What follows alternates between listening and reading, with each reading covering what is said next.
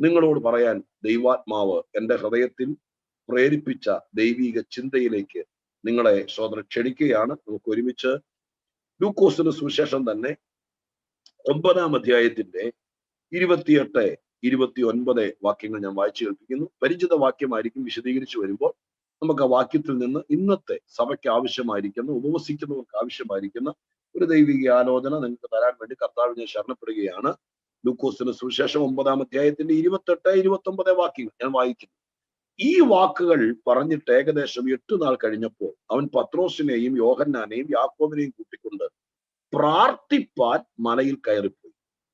അവൻ പ്രാർത്ഥിക്കുമ്പോൾ മുഖത്തിന്റെ ഭാവം മാറി, ഉടുപ്പ് മിന്നുന്ന വെള്ളയായി തീർന്നു. 2 പുരുഷൻ, ഓക്കെ, അത്രയും വാക്യങ്ങൾ മതി. സ്തോത്രം. ഉടുപ്പ് മിന്നുന്ന വെള്ളയായി തീർന്നു. ലൂക്കോസ് യേശുക്രിസ്തുവിനെ കുറിച്ച് അല്ലെങ്കിൽ യേശുക്രിസ്തുവിന്റെ ഒരു പ്രാർത്ഥനയെ കുറിച്ച് ഇവിടെ പ്രതിപാദിക്കുകയാണ്. യേശുക്രിസ്തുവിന്റെ 7 പ്രാർത്ഥനകൾ ലൂക്കോസ് തന്റെ സുവിശേഷത്തിൽ എഴുതിയിട്ടുണ്ട്. യേശുവിന്റെ 7 പ്രാർത്ഥന. നമ്മൾ ആ 7 പ്രാർത്ഥനകളെ കുറിച്ച് ഓരോ അവലോകനം ഞാൻ പെട്ടെന്ന് തരാം, എന്നിട്ട് ഈ വാക്യത്തിൽ വരാം. ഈ ഭാഗത്താണ് ദൂതിന്റെ ഏറ്റവും പ്രധാനപ്പെട്ട സഭയ്ക്കുള്ള ആലോചനയുടെ, ദൈവദാസന്മാർക്കുള്ള ആലോചനയുടെ ഏറ്റവും പ്രധാനപ്പെട്ട ഭാഗം കിടക്കുന്നത് ഈ പ്രാർത്ഥനയിലാണ്. എങ്കിലും ലൂക്കോസിന്റെ സുവിശേഷത്തിൽ മാത്രം കർത്താവായ യേശുക്രിസ്തുവിന്റെ ഐഹിക ജീവിതകാലത്തെ 7 പ്രധാനപ്പെട്ട പ്രാർത്ഥനകളെ ലൂക്കോസ് എന്ന് എഴുത്തുകാരൻ നോട്ട് ചെയ്തിട്ടുണ്ട്. വേണമെങ്കിൽ ദൈവദിനത്തെ കുറിച്ചൊക്കെ ഒരു അത്യാർത്ഥിയും അറിയാനുള്ള ആകാംക്ഷയും നാളെ ഇത് പ്രയോജനപ്പെടുന്നൊരു തോന്നലൊക്കെ ഉണ്ടെങ്കിൽ ഒരു പേനയും പേപ്പറോ ഡയറിയൊക്കെ ഇട്ടിരിക്കുകയാണെങ്കിൽ നിങ്ങൾക്ക് എഴുതി വെച്ച പ്രയോജനമാണ്. അത് നിങ്ങളെ ഓർമ്മപ്പെടുത്തുന്നു, നിർബന്ധമല്ല. അത് അവരവരുടെ അഭിരുചി അനുസരിച്ച് ഇരിക്കും. അപ്പോ ലൂക്കോസിന്റെ എഴുത്തുകളുടെ പ്രത്യേകത, മറ്റു പലരും ഒരു കാഷ്വലായിട്ട്, ഒരു പൊതുവായിട്ട് എഴുതിയ വിഷയങ്ങൾ ലൂക്കോസ് കുറച്ചുകൂടെ കൂലങ്കുക്ഷമായിട്ട് എഴുതിയിട്ടുണ്ട്. ഉദാഹരണത്തിന് ഇപ്പൊ ഈ യേശുക്രിസ്തു, ഇപ്പൊ നമ്മൾ അറിയാം, മറുരൂപമല എന്ന് മലയാളികൾ വിളിക്കുന്ന അവിടെ പോയി യേശു പ്രാർത്ഥിക്കുന്ന പ്രാർത്ഥനയാണ്. അവിടെ വെച്ച് യേശു രൂപാന്തരപ്പെടുന്നു. രൂപാന്തരമല എന്നും മറുരൂപമല എന്നൊക്കെ മലയാളികളായിരിക്കുന്ന അങ്ങനെ ഒരു വാക്ക് ബൈബിളിലില്ല എങ്കിൽ അതുകൊണ്ട് നമ്മൾ അങ്ങനെയൊക്കെ വിളിക്കുന്നത്. പഴയകാലം മുതൽ വേദപുസ്തകത്തിന്റെ വ്യാഖ്യാതാക്കളായിരിക്കുന്ന ആളുകൾ അങ്ങനെയാണ് പറഞ്ഞിരിക്കുന്നത്. ആ വാക്ക് തന്നെ നമുക്ക് ഇനി വേറൊരു വാക്ക് മാറ്റി പറയാൻ ഉദ്ദേശിക്കുന്നില്ല. മറുരൂപമലയിലെ പ്രാർത്ഥനയാണ്. മറ്റ് സുവിശേഷകന്മാർ ഇതിനെക്കുറിച്ച് പറയുന്നുണ്ട്. മർക്കോസ് 9-ലും മത്തായി 17-ലും ഈ ഭാഗങ്ങൾ പറയുന്നുണ്ട്. വായിക്കണ്ട, ഞാനത് ഓർമ്മപ്പെടുത്തുക. മർക്കോസിന്റെ സുവിശേഷം 9-ലും മത്തായിയുടെ സുവിശേഷം 17-ലും യേശു ഇവിടെ പോയതിനെ കുറിച്ച് പറയുന്നു. പക്ഷെ അവർ രണ്ടുപേരും എഴുതിയത് യേശു അവിടെ പോയത് പ്രാർത്ഥിക്കാനാണെന്ന് മർക്കോസ് എഴുതിയില്ല, മത്തായി എഴുതിയില്ല. അവർ രണ്ടുപേര് പറഞ്ഞത് ഇങ്ങനെയാണ്: യേശു സ്തോത്രം ഈ മലയിൽ പോയി എന്ന് എഴുതിയിരിക്കുന്നു. അതായത് 9:2 വായിച്ച് കേൾപ്പിക്കാം. ഞാൻ പറഞ്ഞു വിടാം, നിങ്ങൾ സ്തോത്രം ശ്രദ്ധിക്കണമെന്നില്ല, ഞാൻ വേഗം പോകാം. 9:2 മർക്കോസ്. 6 ദിവസം കഴിഞ്ഞ ശേഷം യേശു പത്രോസിനെയും യാക്കോബിനെയും യോഹന്നാനെയും കൂട്ടിക്കൊണ്ട് ഒരു ഉയർന്ന മലയിലേക്ക് തനിച്ചുപോയി അവരുടെ മുമ്പാകെ രൂപാന്തരപ്പെട്ടു. മർക്കോസ് എഴുതിയിരിക്കുന്നത് ഇത്രയേ ഉള്ളൂ: യേശുവിന് മലയിലേക്ക് പോയി രൂപാന്തരപ്പെട്ടു. എന്തിനാ പോയെന്ന് മർക്കോസ് അവിടെ എഴുതിയില്ല. മത്തായിയും അങ്ങനെ തന്നെ എഴുതിയിരിക്കുന്നത്. 17-ാമത്തെ അധ്യായത്തിനകത്ത് മത്തായിയും പറയുന്നു 17-1. 6 ദിവസം കഴിഞ്ഞ ശേഷം യേശു പത്രോസിനെയും യാക്കോബിനെയും അവന്റെ സഹോദരനായ യോഹന്നാനെയും കൂട്ടി തനിച്ചൊരു ഉയർന്ന മലയിലേക്ക് പോയി അവരുടെ മുമ്പാകെ രൂപാന്തരം. അപ്പൊ ഇവർ രണ്ടുപേരും എഴുതിയപ്പോ നമുക്ക് ആ ചിത്രത്തിന് ക്ലിയർ പിക്ചർ കിട്ടിയില്ല.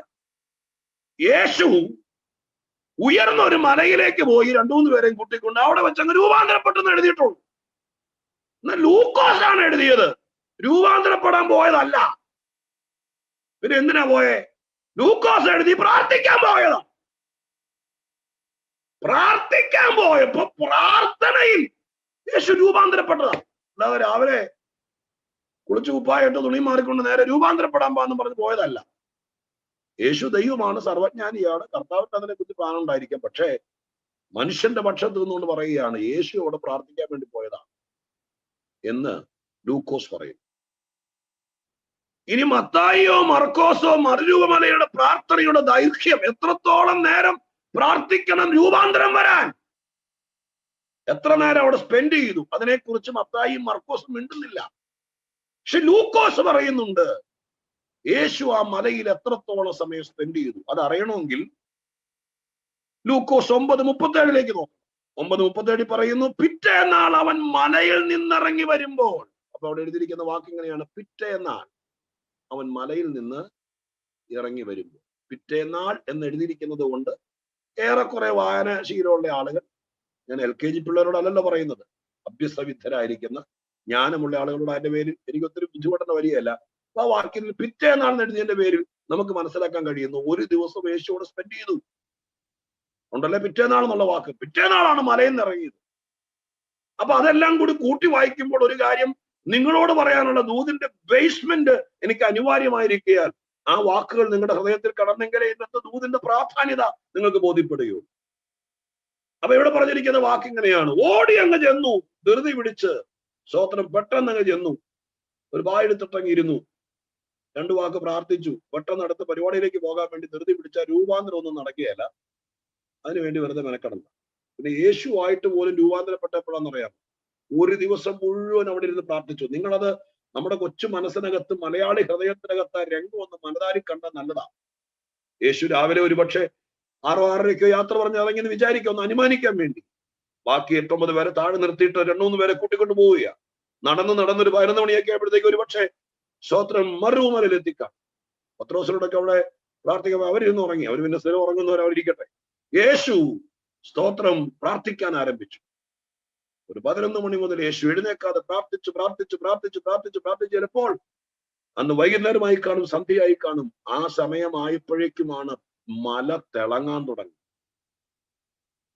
ബൈബിളിലെ മറ്റൊരു ട്രാൻസ്ലേഷൻ പറയുന്നത് ഇലുമിനേറ്റ് ചെയ്തു. ഇലുമിനേഷൻ എന്ന് പറഞ്ഞാൽ നമുക്കറിയാലോ, സ്തോത്രം. അതുപോലെ മല യേശു നിന്ന് കത്തുകയാണ്. യേശു മുഖം ശോഭിക്കുകയാണ്.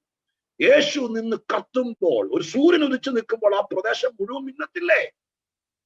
മറുരൂപമലയിലെ ഇരുട്ട് മൂടുന്ന പ്രത്യേക സമയത്ത് യേശു തേജസ്സോടെ അവന്റെ മുഖത്തിന്റെ പ്രഭാവം മാറുന്ന സമയത്ത് നിന്ന് മിന്നാൻ തുടങ്ങി. ഈ ഉറങ്ങിയിരുന്നവർ ഈ അസാധാരണ വെളിച്ചം കണ്ടായിരിക്കാം കണ്ണും തിരുമ്പി എഴുന്നേറ്റത്.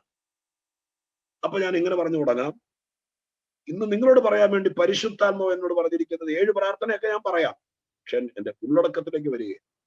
സ്തോത്ര, ഹല്ലേലൂയ. പ്രാർത്ഥനയുടെ മണിക്കൂറുകൾ കൂട്ടുമ്പോൾ ആളിന് രൂപാന്തരം വരും.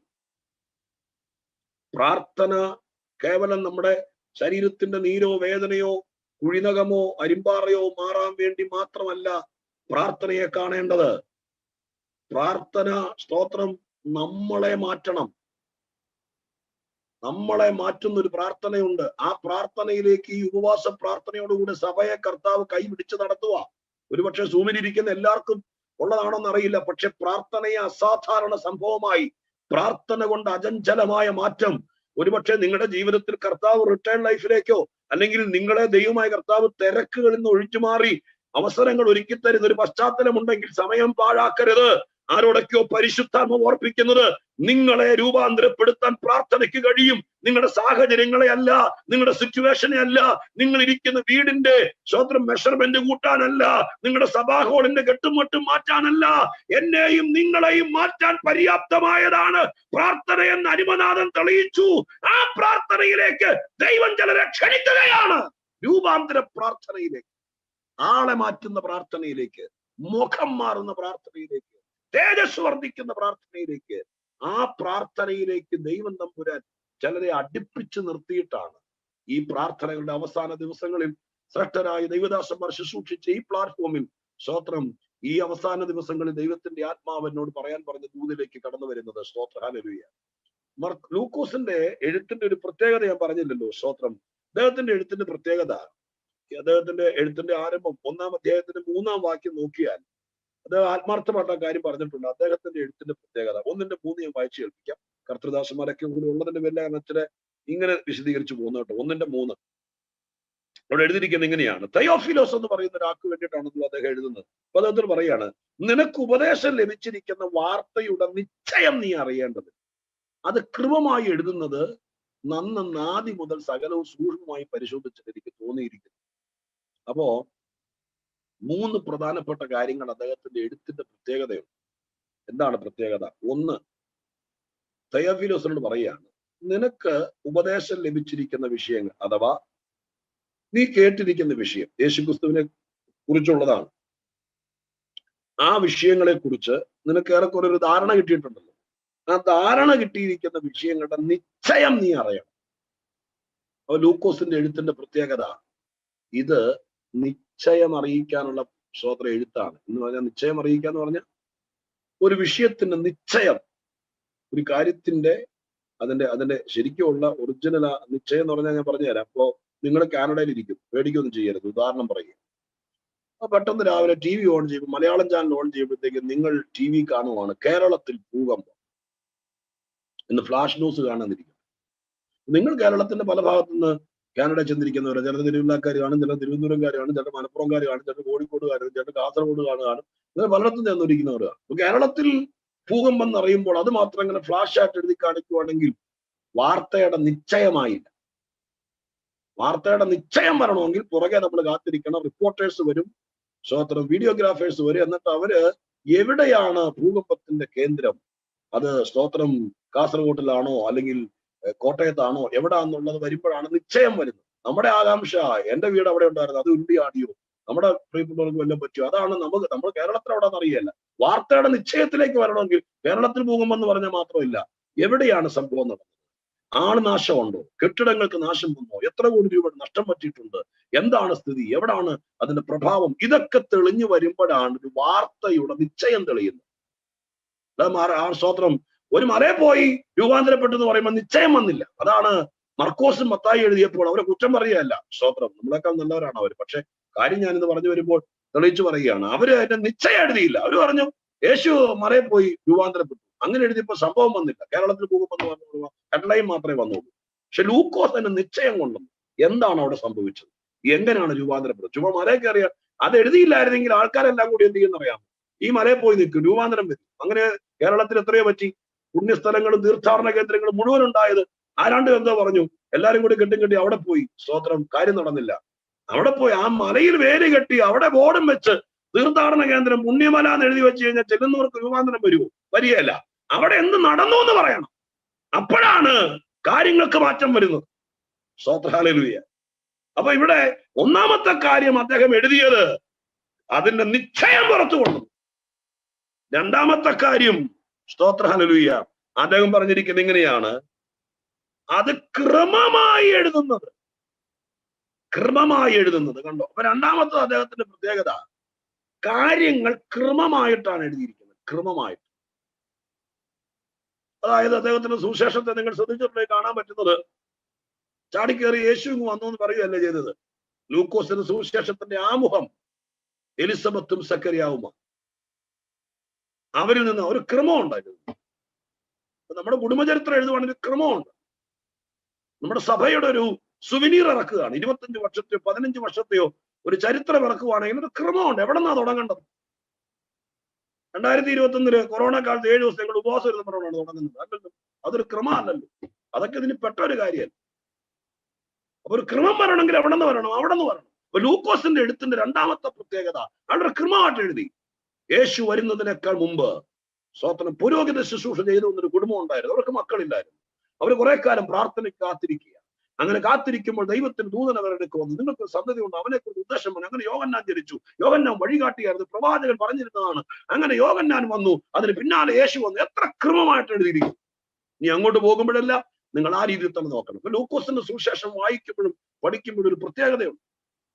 മൂന്നാമത്തെ കാര്യം പറയുന്നു, സകലതും സൂക്ഷ്മമായി പരിശോധിച്ചിട്ട് എഴുതിയതാണ്. നാലാം വാക്യത്തിൽ പറഞ്ഞത് ഇങ്ങനെയാണ്, സൂക്ഷ്മമായി പരിശോധിച്ചെഴുതിയതാണ്. ഒരു ഇൻവെസ്റ്റിഗേഷൻ മൈൻഡ് ഉണ്ട് അദ്ദേഹം. അദ്ദേഹം ഡോക്ടറായിരുന്നു.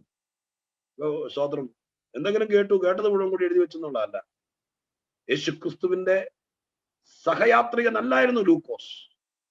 അദ്ദേഹം ഇൻവെസ്റ്റിഗേഷൻ നടത്തി, അല്ലെങ്കിൽ അന്വേഷണം നടത്തി എഴുതിയതാണ്. പക്ഷെ അയാൾ കൂലങ്കുക്ഷമായി പരിശോധിച്ചു, അങ്ങനെ എഴുതി. അതുകൊണ്ടാണ് മത്തായിയും മർക്കോസും പറയാത്ത രീതിയിൽ മറിയൂമലയിൽ നല്ല ഏത് വിഷയത്തെയും ലൂക്കോസ് അവതരിപ്പിക്കുമ്പോൾ അങ്ങനെ അവതരിപ്പിക്കും. ഞാൻ ഇന്നലെ എത്രയും പറഞ്ഞെന്നറിയാം, ചുമ്മാ 6:30 ആക്കാൻ, 1 മണിക്കൂർ തയ്ക്കാൻ വേണ്ടിയിട്ടല്ല. ഇവിടുത്തെ സമയത്ത് സ്തോത്രം, ഇത് നമ്മളൊരു കാര്യം അവതരിപ്പിക്കുമ്പോൾ, നമ്മളൊരു കാര്യം പറയുമ്പോൾ, നമ്മളൊരു കാര്യം പ്രസംഗിക്കുമ്പോൾ ലൂക്കോസിന്റെ മാതൃകയൊക്കെ ഫോളോ ചെയ്യുക. കേൾവിക്കാർക്ക് കൃത്യമായി നിശ്ചയം കിട്ടുക. യേശുവിന്റെ ക്രൂശിനെ പ്രസംഗിച്ചാൽ എന്താണ് ക്രൂശ്, അവിടെ എന്താ നടന്നത്, സ്തോത്രം, അവിടെ എന്താ സംഭവിച്ചത്, അതുകൊണ്ട് എന്താ ഗുണം, ആ നിശ്ചയം അത് ക്രമമായി പറയുക. അത് ശരിക്കും പരിശോധിച്ച് പഠിച്ച് ഗ്രഹിച്ചിട്ട് പറയുക. ഞാൻ നിങ്ങൾക്ക് ഉറപ്പ് തരാം, ആളുകൾ അമ്പരന്ന് പോകും. അവരുടെ വിടുതൽ നടക്കും. ജാതികൾക്ക് മനസ്സിലാകും യേശു ആരാണെന്ന്. സ്വോത്ര കർത്താവിനെ കുറിച്ച് സഭയ്ക്ക്, ദൈവദാസന്മാർക്ക് ഒരു പരിശുദ്ധാത്മ നിയോഗത്തോടുകൂടെ ഈ 3-4 വാക്യങ്ങൾ ആത്മാവിൽ കൈമാറുകയാണ്. സമയം കഴിഞ്ഞിട്ടില്ല. സ്വർഗം പറയുന്നു, ഇനിയും നിന്റെ ശുശ്രൂഷയുടെ മേൽ, ഇനിയും ഈ പ്രാർത്ഥനയുടെ വെളിച്ചത്തിൽ ദൈവവചനം കൈകാര്യം ചെയ്യാൻ മനസ്സുള്ളവരോട്, ദൈവത്തിന്റെ കൃപയെ കൈകാര്യം ചെയ്യാൻ മനസ്സുള്ളവരോട് പരിശുദ്ധാത്മ പറയുന്നു, ചില കാര്യങ്ങൾ ക്രമമായി കൈകാര്യം ചെയ്യാൻ, ചില കാര്യങ്ങൾ സൂക്ഷ്മതയോടെ കൈകാര്യം ചെയ്യാൻ ഒരു അഭിഷേകം, ഒരു നിയോഗം ഈ പ്രാർത്ഥനയിൽ ആരുടെയൊക്കെയോ മേൽ ദൈവം പകരുകയാണ്. ദൈവം പകരുക. ഹല്ലേലൂയ.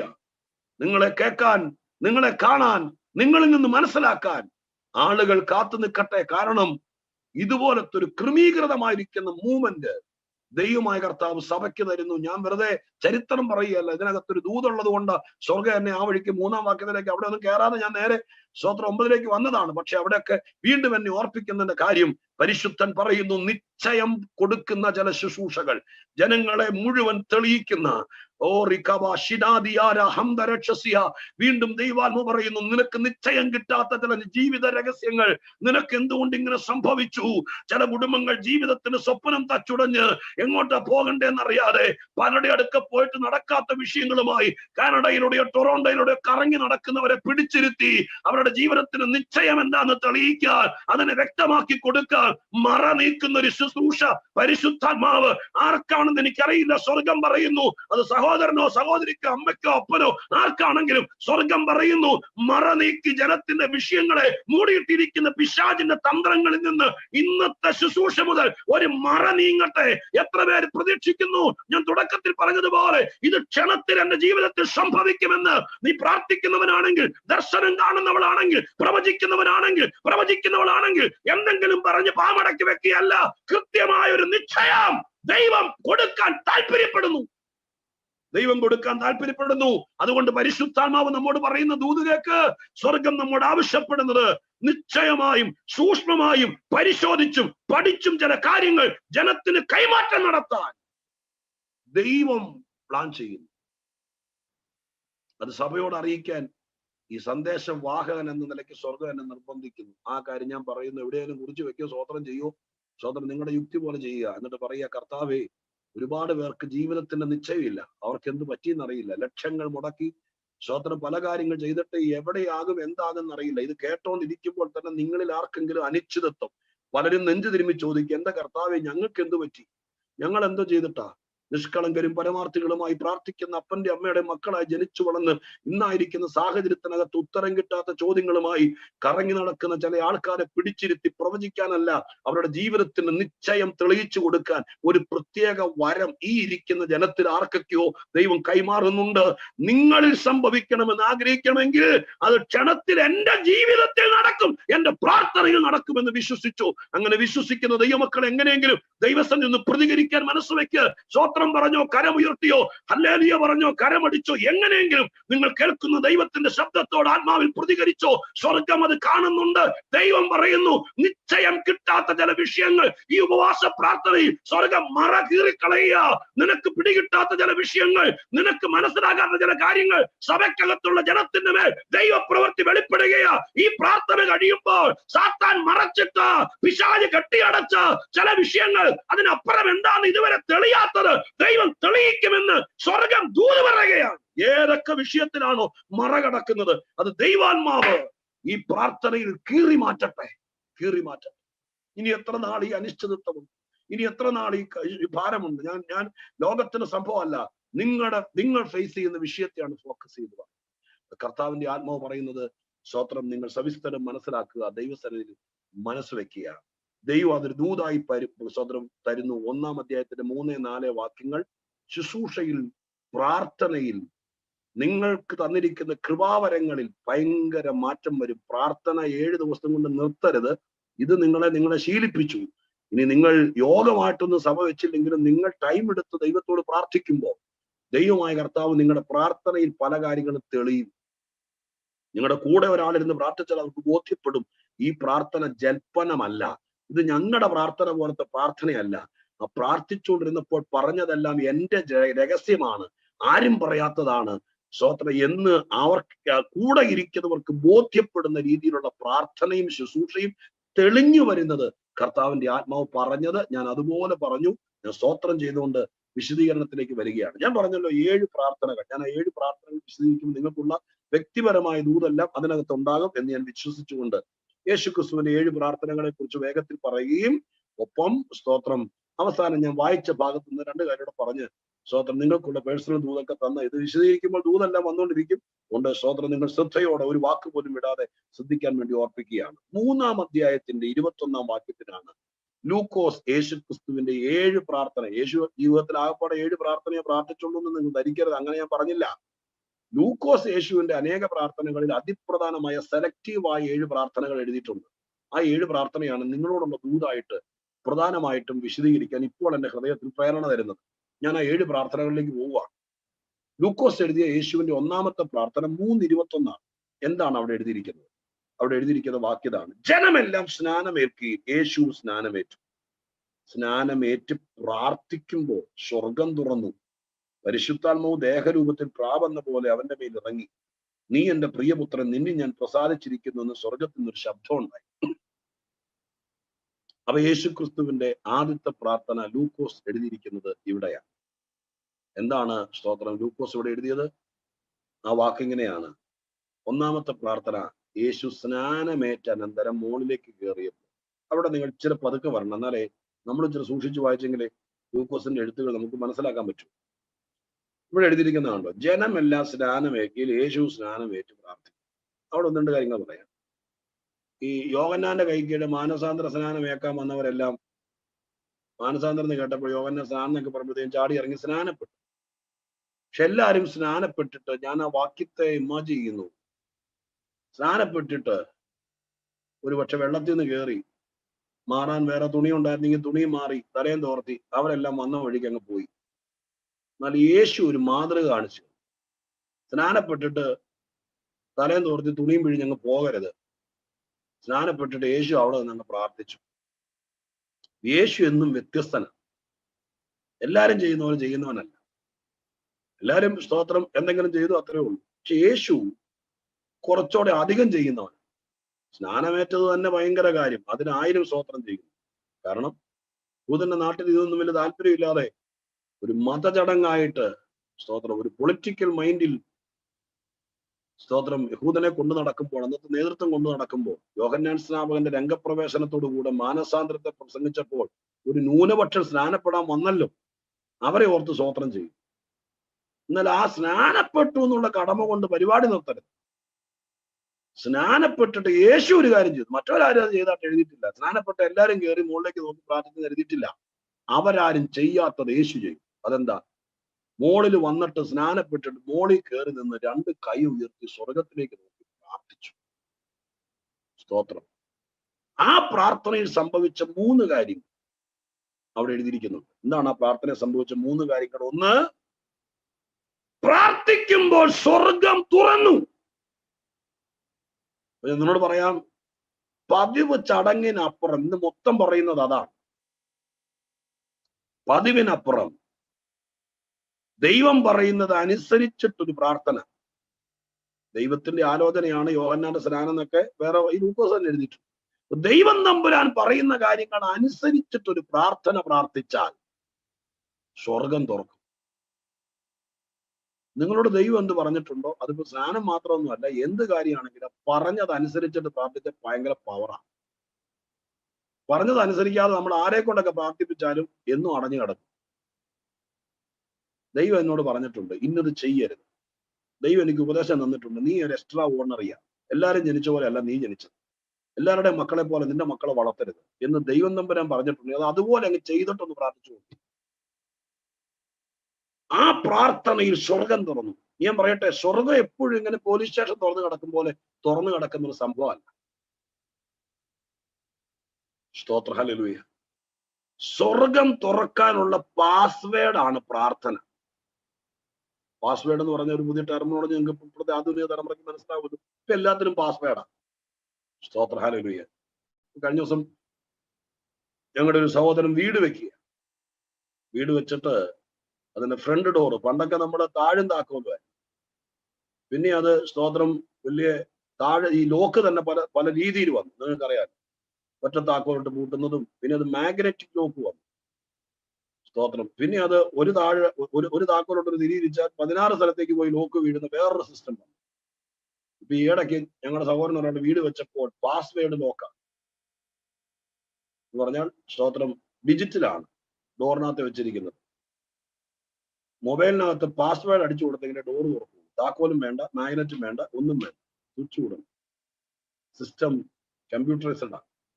അപ്പൊ വീടിന്റെ മെയിൻ ഡോർ പോലും പാസ്വേഡ് വെച്ച് തുറക്കുന്ന കാലമാണ്.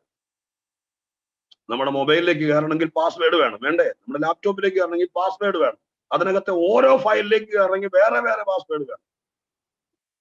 സംഭവത്തിന്റെ സീരീസ് അനുസരിച്ച് നമ്മൾ ഈ പാസ്വേഡ് ഒക്കെ ഇട്ട് പൂട്ടുന്നു. സ്വർഗം എപ്പോഴും തുറന്നു കിടക്കുന്നതാണെന്ന് വേദപുസ്തകം പഠിപ്പിക്കുന്നില്ല. ചില പ്രത്യേക സമയങ്ങളിൽ മാത്രമേ സ്വർഗം തുറന്നുള്ളൂ. വളരെ റയർ. വേദപുസ്തകത്തിലെ ജ്ഞാനികളായ ദൈവദാസന്മാർ, വളരെ വചനം പഠിപ്പിക്കുന്ന ജോർജ് ഫിലിപ്പ് പാസ്റ്റർ പോലുള്ള കർത്തദാസന്മാർ, സ്തോത്രം സാമുവേൽ മാതൃഭാഷ പോലൊക്കെ, നിങ്ങളൊക്കെ ദൈവജനം നന്നായിട്ട് കൈകാര്യം ചെയ്യുന്നവരല്ലേ, നമുക്കറിയാലോ. എപ്പോഴും ഇങ്ങനെ സ്വർഗം തുറന്നു കിടക്കുകയല്ല. ബൈബിളിൽ തന്നെ 3-4 പ്രാവശ്യം സ്വർഗം തുറന്നായിട്ട് വായിക്കുന്നു. അപ്പൊ ഇത് എപ്പോഴും തുറക്കുകയല്ല. ഇത് തുറക്കണമെങ്കിൽ ഒരു പാസ്വേഡ് ഉപയോഗിക്കണം. അത് മറ്റൊന്നുമല്ല, പ്രാർത്ഥനയാണ് സ്വർഗം തുറക്കുന്ന പാസ്വേഡ്. നിങ്ങളുടെ മനസ്സിൽ കരുതിക്കോളണം, പ്രാർത്ഥന ഒരു മാൽ പ്രാക്ടീസ് അല്ല, മതചടങ്ങല്ല.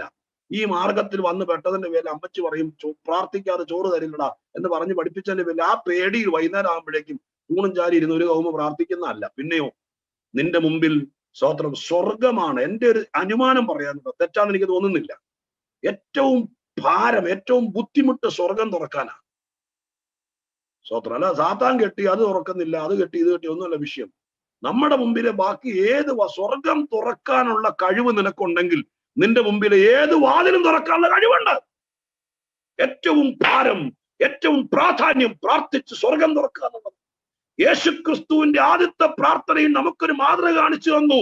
ചുമ്മാ കയറി എന്തെങ്കിലും പറഞ്ഞ് ഉറക്കം തൂങ്ങി പ്രാർത്ഥിച്ചിട്ട് പോകുകയല്ല. പിന്നെയോ നീ പ്രാർത്ഥിച്ച സ്വർഗം തുറക്കണം. യേശുവിന്റെ നാമത്തിൽ ഇന്ന് സഭയ്ക്ക് ഭാഗ്യം ഉണ്ടാകട്ടെ. പ്രാർത്ഥിച്ച സ്വർഗം തുറക്കണം. അമ്മമാരെ, സഹോദരിമാരെ, സ്തോത്രം, ഇഷ്ടം പോലെ സമയമുള്ള ദൈവദാസന്മാരെ, നിങ്ങളെ ദൈവം വീട്ടിലിരുത്തിയത് നിങ്ങളോട് ഇനി വേറൊന്നും ചെയ്യണ്ട, നിങ്ങൾ വീട്ടിലിരുന്നോ, നിങ്ങൾ സ്തോത്രം ഹല്ലേലൂയ ഒതുങ്ങി മാറിയിരുന്നോ എന്ന് പറഞ്ഞത് ചുമ്മാ ഇരിക്കാനല്ല. പ്രാർത്ഥിച്ച് സ്വർഗം തുറക്കാനുള്ള അഭിഷേകം പ്രാപിക്ക്. യേശു പ്രാർത്ഥിച്ചപ്പോൾ സ്വർഗം തുറന്നു. സ്വർഗം തുറന്നു. സ്വർഗം തുറക്ക മാത്രമല്ല, യേശു പ്രാർത്ഥിച്ചപ്പോൾ പരിശുദ്ധാത്മാവ് ഇങ്ങിറങ്ങി വന്നു. പ്രാർത്ഥനയെ സംഭവിക്കുന്ന രണ്ടാമത്തെ കാര്യമാണ് നമ്മുടെ പ്രാർത്ഥനയുടെ പ്രത്യേകത. നമ്മൾ പ്രാർത്ഥിക്കുമ്പോൾ ഒരു ആത്മാവിന്റെ മൂവ്മെന്റ് ഉണ്ടാവും.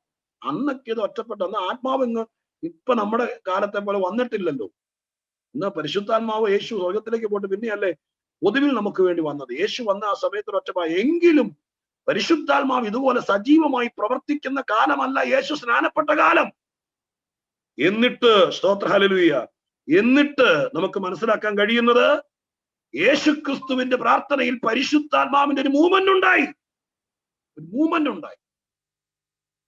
അപ്പൊ രണ്ടാമത്തെ കാര്യം, ഒരു ഉണങ്ങിയ പ്രാർത്ഥന കൊണ്ട് ഈ പ്രാർത്ഥന കഴിയുമ്പോൾ ഇനിയുള്ള കാലത്ത് എനിക്ക് തോന്നുന്നില്ല അങ്ങനത്തെ പ്രാർത്ഥനയ്ക്ക് ഇനി സാധ്യത പോലും ഉണ്ടെന്ന് തോന്നുന്നില്ല.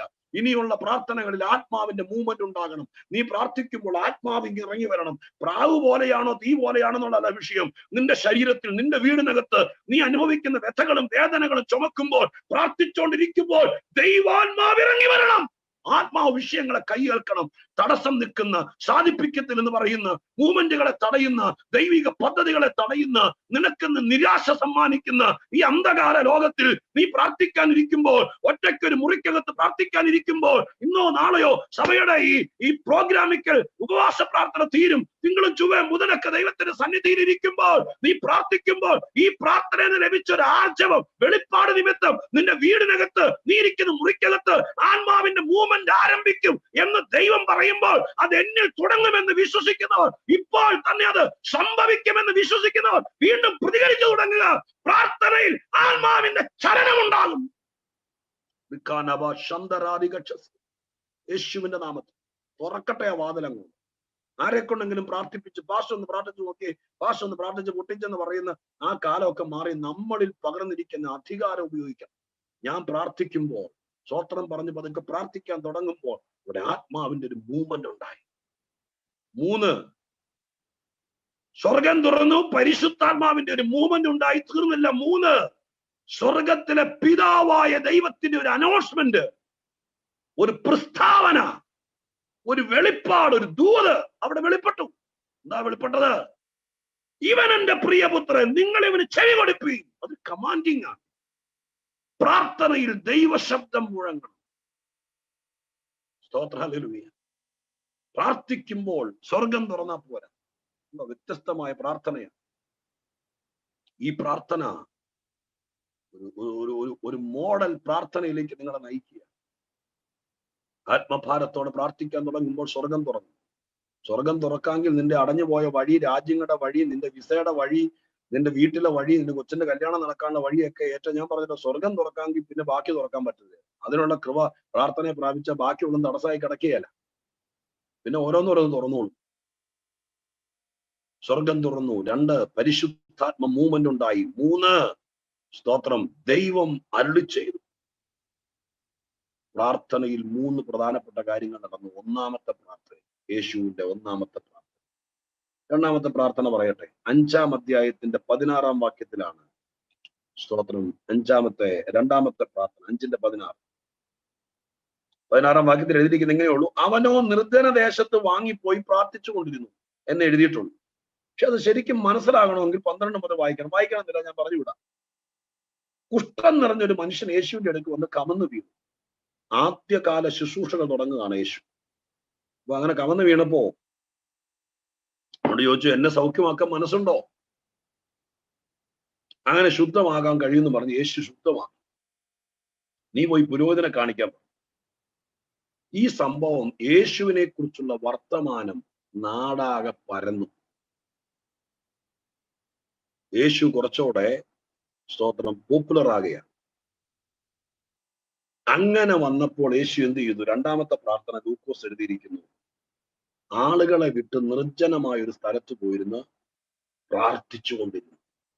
രണ്ടാമത്തത് ശുശ്രൂഷ തെളിയുകയാണ്, ദൈവപ്രവൃത്തി തുടങ്ങുകയാണ്. സ്വർഗം തുറന്നു, പരിശുദ്ധാത്മാവ് വന്നു, ദൈവശബ്ദം കേട്ടു ആദ്യത്തെ പ്രാർത്ഥനയിൽ. അതുകൊണ്ട് നിന്നില്ല, കുറച്ചുകൂടെ പ്രാർത്ഥിച്ച് മുന്നോട്ട് വന്നപ്പോൾ യേശു വന്ന കാര്യം നടക്കുക.